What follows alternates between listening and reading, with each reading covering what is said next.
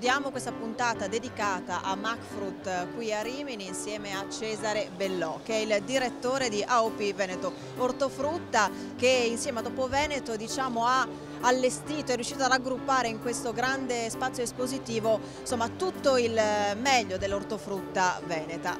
Veneto, che noi forse conosciamo più dal punto di vista così industriale, invece abbiamo scoperto che siamo molto bravi anche a fare ortofrutta e devo dire anche a comunicarla.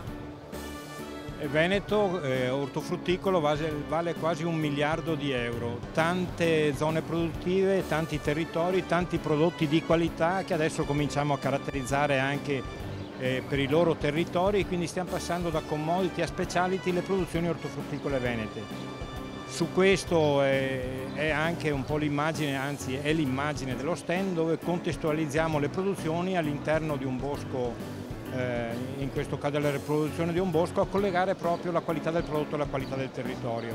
Devo dire che è una soddisfazione, una gratificazione, oltre che una fatica notevole, nel senso che abbiamo riscontrato tantissimo interesse dai veneti, ma a livello nazionale, rispetto a questa nostra proposta. Allora, il radicchio di Treviso è l'immagine, è il simbolo di questa 35esima edizione di Macfrut, un prodotto che insomma il Veneto è il primo produttore nazionale di radicchio, che è diventato davvero un po' il simbolo dell'agricoltura di qualità in ambiente di qualità. Sì, a volte mi stupisco anche, ma prima di tutto è merito del prodotto, che in sé vale molto dal punto di vista qualitativo, ma poi è veramente un territorio che ha fatto sistema per valorizzare questo suo prodotto. Mi riferisco in particolare alla marca trevigiana, ma non solo, perché tutte le zone tutelate poi hanno lavorato su questo. Mi riferisco poi alla capacità che hanno avuto i territori, il territorio e le istituzioni di fare sistema anche su un'altra questione, che è quella non solo qualità Treviso, in questo caso riconosciuta, abbiamo visto anche le ricerche fatte e presentate in questi convegni molto frequentati. Il 40% dei consumatori italiani, se li chiedi quale marca conosci, Treviso è ai primi posti. È una marca, è diventata una marca. Detto questo, però, anche abbiamo saputo fare un passaggio ancora più avanti, che è quello di salvaguardare i nostri territori di produzione attraverso la conservazione e lo sviluppo della biodiversità.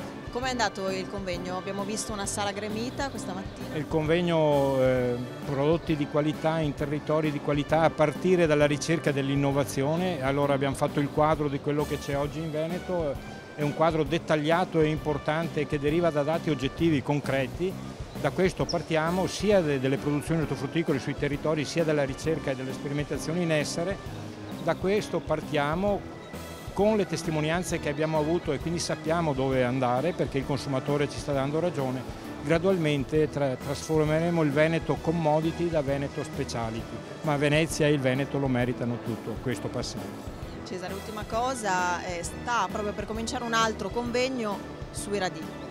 E guarda caso il radicchio è simbolo di questa fiera, è prodotto immagine di questa fiera, fra l'altro frequentatissima, mai come quest'anno le presenze al Macfrut, e noi abbiamo fatto la nostra bella figura con l'immagine radicchio, che per un anno comunque ha girato per il mondo nell'azione di internazionalizzazione che la fiera ha fatto. E adesso abbiamo la verticale, un convegno verticale sui radicchi, quindi tutto quello che c'è da sapere sui radicchi a partire dalla loro storia per finire al loro futuro. Noi speriamo di dare risposte, ma le abbiamo, porteremo degli esempi, i relatori ho visto sono molto qualificati, a momenti entriamo nel convegno. Grazie Cesare Bellò, direttore di AOP Veneto Ortofrutta. Si chiude qui questa puntata dedicata a Macfrut, ci vediamo fra 7 giorni, però stessa rete, stesso orario, presto.